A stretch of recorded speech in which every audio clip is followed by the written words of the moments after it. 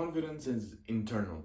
It's not external. Let me tell you exactly why that is the case. Confidence is very misunderstood in the public by the media, by the people.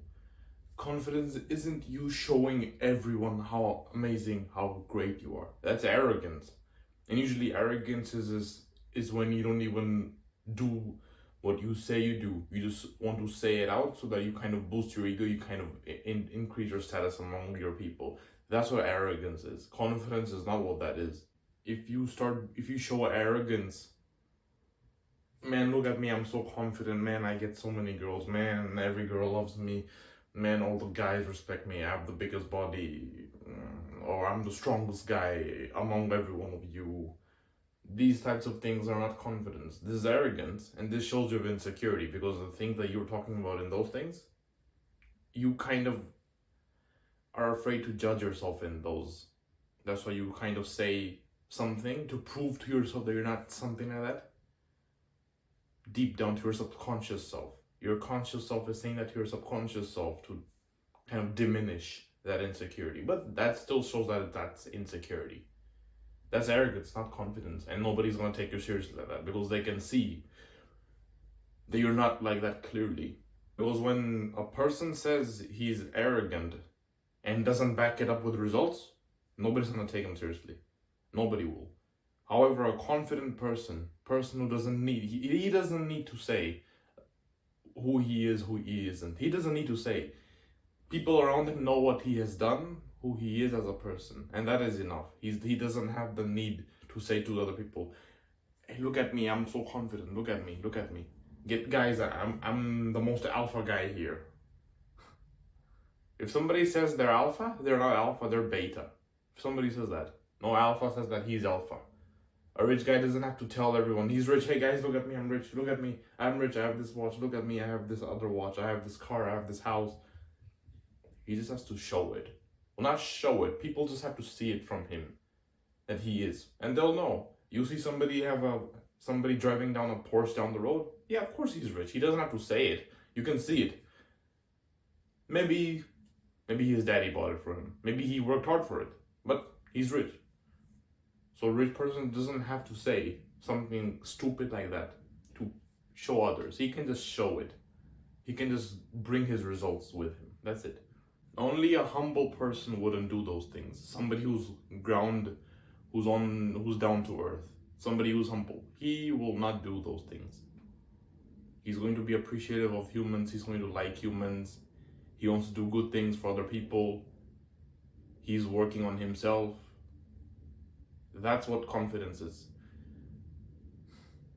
Now the second part of this video is, how do you get confidence? Confidence is mainly internal work. Is you working on yourself internally, not externally, not for other people, not this. External, not like you show your material things to other people. Hey guys, look at my laptop. I have this amazing laptop. Hey guys, look at me, I have this car. Look at me, I have this bicycle, I have this motorcycle. I live in this bigger apartment. Look at me guys, I'm so confident. Look at me, I'm so amazing. Confidence is internal work. You have to work on yourself. You have to go through tough times. You have to go through hard times. Be in tough situations. Get your heart broken a couple of times. You have to face adversities in your life to be a confident person. Because somebody who's born into a rich family, or not even a rich family, let's say somebody is born, but his parents take care of him every time, they don't allow him to really experience the world for himself, he's not going to be confident. He's going to be a shell of a person. And that's going to prevent him from being the man who he is, because others will take advantage of him. They will see that he's not convicted in himself, that he's kind of weak. People can sense these things, which is why people get taken advantage of. But if a man is born into a rich or poor family, and they allow him, they tell him, no, you're not gonna just sit down, do nothing. You have to do some of the work. You have to help us with the house, clean it, help us clean this part, help us do the dishes, go get the groceries for us, help us. And you might be asking, how is that related to confidence? Like, how? Because he's experiencing the world for himself. Life is not going to be just, he's going to just sit down, relax, have everything done for him. That's not good. That's going to be a spoiled person, spoiled, arrogant person in the future eventually. He's not going to settle down for anything less than a yes. He doesn't want to hear no from anybody. He does not want to hear no from anyone. He wants to hear yes, yes, yes, yes all the time. He wants to have all of his wishes met if he grows up like that from his parents. If his parents just spoil him, don't ever tell him to do anything, never show him what the real world looks like, they just protect him, shell him up, then he's gonna be like that. But if his parents tell him to do some of the things sometimes, go get the groceries, go do this. No, you're not gonna do this, you're gonna do that instead. He experiences the world in this way. He hears no in his life a couple of times. He does things in his life. He's going to slowly understand that, okay, life is not so easy. Not everyone is going to agree to him all the time. He's going to have tough conversations, and these things will build him up. He's going to learn how to do that and handle those situations, and in the future, it's going to be easy for him. These types of things. It's going to be like eating an apple. To have tough conversations and everything. It's going to be easy for him because he's used to these things. Getting in fights in public, getting in tough conversations with other people, be it at his work. Maybe his friend said something too far. Some other person is bullying him. He has to stand up to him, punch him in the face. Those things build confidence because he knows what he stands up for, and he will get more resilient in the face of life. Whatever challenge life throws at him, he's going to face up and resist it, and he's going to keep going. He's not going to get beaten down by somebody because he knows what his worth is, and that is confidence. Somebody who knows his worth and doesn't allow this life to play him at any moment, just for a reason. He has to get up and beat it up. And confidence mainly is working on yourself. These other things about people talking down on him, bullying him, being rude to him, arguments with other people, these things are some parts, yes, that grows confidence in a person, but most of them is when somebody works on himself. And working on himself mainly comes from heartbreak. Some of them, yes. Because let's say he liked a girl, this girl broke his heart completely. Let's say they were not even together, but he had high hopes of her being his woman. But that never happened, and of course he's gonna get his heart broken. It depends on how he goes with it. If he just wastes that time into drinking, into doing anything other than being productive, then he's not going to grow. He's not gonna have confidence. He'll just stay weak. But if he uses that energy in a positive way, he does something for himself, he works on himself. Anything, he pursues his passion, he goes to the gym to build a greater body, he makes a business, he starts working harder and harder on anything. That's going to build confidence in him. So these come sometimes. Sometimes it may also come in the way that he's not happy with how his life is going right now. And so then he might sit down and have a really deep reflection of himself. He would think to himself, I don't like the way I'm living, I have to make a change, because he's not in a comfortable situation. He's so uncomfortable that he has to get up, he has to do something. And when he starts doing what he's supposed to do, what he needs to do, that's going to build confidence because he's working hard, he's facing challenges. It's not going to be easy. And eventually, afterwards, when he develops himself into a specific kind of person, problems that he's already seen before, those will be easy for him because he knows what to do, and and he knows what to do, and so it won't be as hard for him. He'll just get it done quickly. Other problems, maybe he has a woman now and she's coming to him with her emotional storms. He's going to easily manage it because this is nothing to what he's experienced before. He can easily manage it, and that's what girls like. Somebody to manage her emotions, to keep her safe, to be the mountain in her storm. Same thing with other people. If he's in an escalation with other people, he can politely talk to them and give them a warning. Or he can, if they want to escalate it further, he's not going to step back down. He knows what he's worth because of the challenges he's been through in his life up until that very moment. And it doesn't come easy. A lot of hard work has to be done here. You can't just be somebody who's weak and you just say, if have fake confidence, and somebody does get into your face, starts bullying you and everything. It's not going to be easy for you to throw a punch back or even just warn them. Anything but just staying weak. You're not going to do anything if you have fake confidence. If you don't fake anything, people will see it, because if you fake it, and eventually people around you, they will eventually see what type of person you really are after a certain situation comes upon all of you.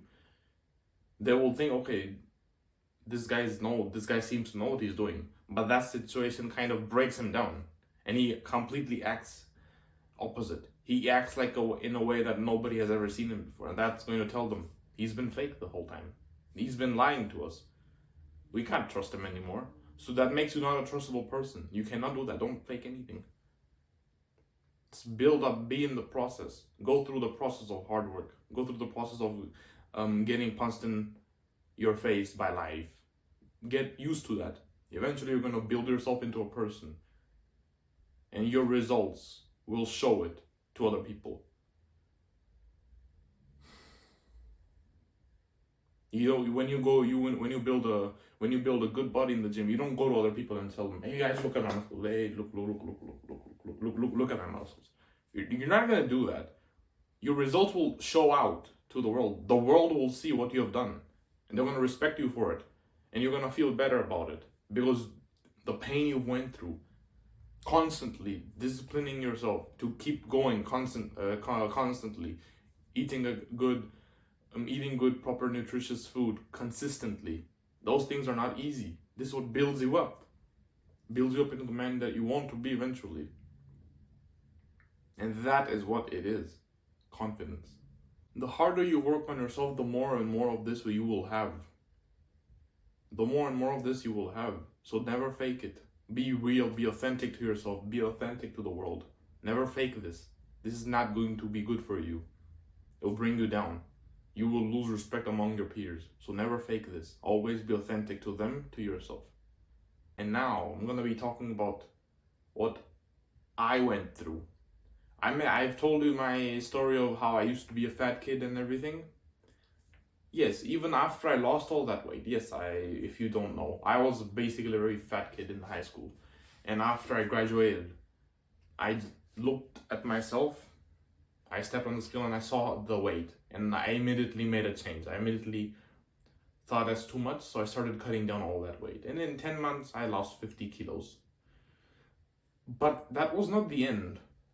Just because I lost 50 kilos didn't mean that I had confidence fully. I was still going through the process because I still didn't know many things in my life. At that time, I was like a shell of a person. I didn't know what to stand up for. Because I was always protected by my parents. I didn't know what to stand up for.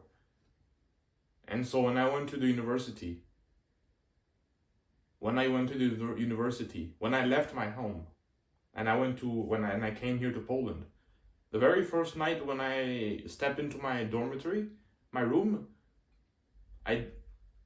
that's the first punch I got by life. At that moment, I realized that, okay, I'm alone now. My parents are not going to be here to give me food and everything. I have to do everything. And that was one of the most terrifying moments of my life, when I was sitting in my room by myself in another country, being thousands of kilometers away from my parents. That was one of the scariest moments in my life. I never prepared myself for it because I didn't see it coming like that. My idea was, okay, I'm going to move out to another country, to Poland for university. It's going to be nice and relaxing. It's going to be nice. I'm going to enjoy my time there. But that's not what happened. Everything opposite of that happened. Because when I came into the country, I got picked up by some guy from my university. He helped me to move into this dormitory. And I sit in my room, speechless on what is happening. I don't know what to do. So I just quickly went to sleep in order to avoid that pain because I was tired from the flights and everything. I was tired from the journey. So I went to sleep right away. And I was hoping that the pain would go away when in my sleep. But when I woke up at 5 a.m. at that day. I even remember this. And the first thing I did was realize again, that deep realization hit me once again that my parents are really not here. There's nobody here. I'm here by myself. I don't know anybody here. I have no friends here. I don't know anyone. I only have myself here. I don't know what to do. I've never been like this. I've never been in a situation where I have to take control of something.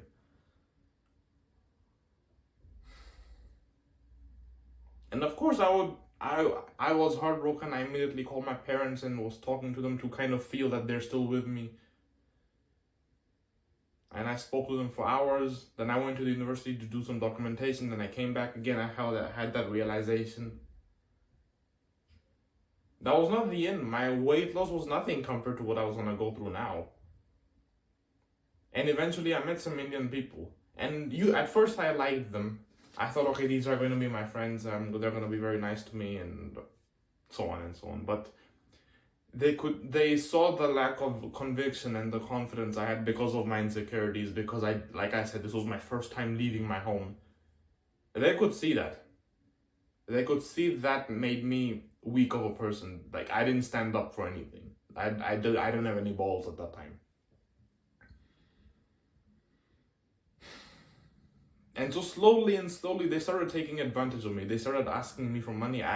For first 2-3 times I gave them, and they kind of returned it back, but afterwards they stopped. Maybe 1 or 2 times afterwards they just asked and they didn't give anything. And I didn't even ask for it. Like, just think about that. Somebody is coming to you asking for you for money. They need it, let's say. You give it to them. And they said they'll return it to you. And it's been a week, 2 weeks, 3 weeks, and they're not even mentioning it. They're not even saying, hey man, I'm so sorry for that. I'm just still figuring some things out. Let me give it to you this day. Let's say. I don't know. But no, they're not even doing that. I didn't even ask it. I didn't even ask for what was mine. That's how weak I was. I didn't even ask for what was mine. I didn't. And slowly, then I started realizing, like, are these my friends, or are these people just looking for me to give them whatever I have so that they can relax and take it easy? Not even money. We would cook together because I had my own room and they were living in the room next to me. And we had an apartment. Whereas, like, I have one room and they have another room, and there's like a common area with the bathroom and the corridor. That was it. But we mainly spent time in our own rooms. We never like came outside. But we had one thing, like, we would eat together at night. So they would cook, I'd maybe get the groceries for them, no problem. I would help them in cooking because they mainly knew how to cook more things. I didn't. And even then, I was helping them, but they would still try making me do more things. Like, they could easily do. They tell me, hey, go get the salt. Hey, go get this. Hey, go get this. Like, every time they were asking me, and always I was the one going. Not once did they go.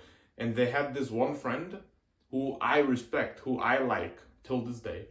We don't have any more contact, but I still respect that guy. Because one time he kind of had enough of those guys asking me to do everything. Like bringing the things from our room and to the kitchen and everything. Because we had a kitchen, but it was not ours. It was in a student dormitory. We had a kitchen. It was on the middle of the floor. So everyone on that floor can go to that kitchen and share it with everyone else living on that floor. And so this guy kind of had enough, and he told them, no, he's not gonna go. This time you two go. You always ask him. He's not gonna go this time. Go, fuck you. You two go. And then they went. They're just kind of like giggling at each other, and they left. And that's the first time I felt, okay, somebody understands me. Somebody. And even then, I didn't say no to them. Like, no, I'm not gonna go. You go. I didn't even do that. Because I don't know what was stopping me. I was too scared for escalations. I was too scared for those things. And eventually I kind of realized that these guys are not my friends. Except that one guy who stood up for me, other than him. They're not my friends. They're just taking advantage of me. There was this one time when they told me, hey man, let's go to the mall, let's just walk around, chill. Like, okay, I have nothing to do, let's go. What's gonna happen? Nothing. So they go into this clothes shop with me and they wanted to buy some clothes. And the thing is, when we went to the cashier, the both of them looked at me. It was me and the both of them. The both of them looked at me and they said to me, hey man, we didn't bring our wallet, can you pay for us? At that moment, I genuinely thought, okay, maybe they genuinely forgot their wallet, so let me pay for it. And I paid for it, because what was I gonna do? Like, no, you pay, but they don't have anything with them. That's what I thought at that moment. But right now, I should have said to myself, no, how can you forget that? No, I'm not gonna pay. You can come back later, you can buy this online or come back at a later time and buy it. I'm not gonna pay for it. I should have done that. So that was that.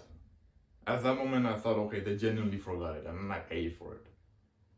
And one of them paid me back, but the other guy didn't. And once again, I didn't ask him to give it back to me at all. And still to this day, I have not had what he owed me. He did not receive, he did not return anything. What was owed to me, he did not return anything at all. And slowly, like I said, I started realizing they're not my friends. And I slowly started distancing myself. Not even on purpose, just naturally it happened. And I eventually found another person who aligned with me. He didn't take advantage of me. He was truly my friend. I started hanging out with him more, not with these Indian guys. He was from Pakistan, but okay. Same culture. More or less the same. Just Muslim and Hindu, whatever. But slowly I started distancing myself from them. And I kind of started thinking to myself, okay, I can't keep living like this. I can't keep just getting taken advantage of, because in my university, I used to study properly for my exams, but there were these other students who wouldn't, and they would come to me asking for help. They would sometimes ask me to help give them answers for their papers, and I would say no. I'd usually give them some excuse, but there were these two people that asked me for help one time. They've asked me before, I said no. They asked me for help this one time, and I said no, I'm sorry. Gave them some excuse. I shouldn't have said I'm sorry, but I said it, okay. But I still said no. Then they came to me, the both of them said this. This was not at the same time, this was separate times. The both of them said to me, hey man, you always say no. You never help anyone. You've never helped us anyway. Learn how to help people, you might need it yourself. And then I said it to them. It's not my job, you pass. You fail, you pass, it's not my business. I don't have to waste my time. It's just your job. This is not my job to do. So I'm not responsible for that. I started doing those things because I started realizing what I was worth and what I was not worth. And then afterwards, I went back home because of COVID-19. I came back home for 1 year, remote classes. We all know what happened. Remote classes, and then I started going to the gym because I thought I have to build up my body as well. I don't want to be just skinny fat. Then I started going to the gym, got some muscle definition, growed out my body. And when I came back to Poland, I was a completely different person. Because I cut my long hair. I used to have very long hair by the time when I was getting taken advantage of. I had no facial hair. Then when I went back home, I started to grow out facial hair, started going to the gym, shorten my hair by a lot. When I came back to Poland, I was a different person. And then I was still going through that transformation. I eventually decided to get rid of my hair altogether. Sometimes it grows, but I just shave it back off. In my graduation, after all this time, I went to my graduation in university, in the facility, not remote. In the facility I went. And there were some of these Indian guys there. Some of them weren't. And when they looked at me, it was priceless. They thought they were looking to themselves in a way like, what? Like, this guy is like, wow, so many things have happened. He's completely changed and everything. And that's when I felt so much better. I was like, okay, these guys, I'm getting respect now. This is what I wish for you. I want you to go through these hard times to somebody bully you. I want that for you, because that's gonna help you grow. You're not going to grow if you're just a shell of a person being protected by somebody else, in this case, like your parents. You're not going to grow up properly in the world. You're not going to grow as a person if you're just shelled. You have to step out of that comfort zone, and confidence is what comes from that. You stepping out of your comfort zone, doing something that's very uncomfortable for you, you're going to get confidence because you're going to get tougher, you're going to get stronger. And that's what I want for you. So I'm going to see you in my next video.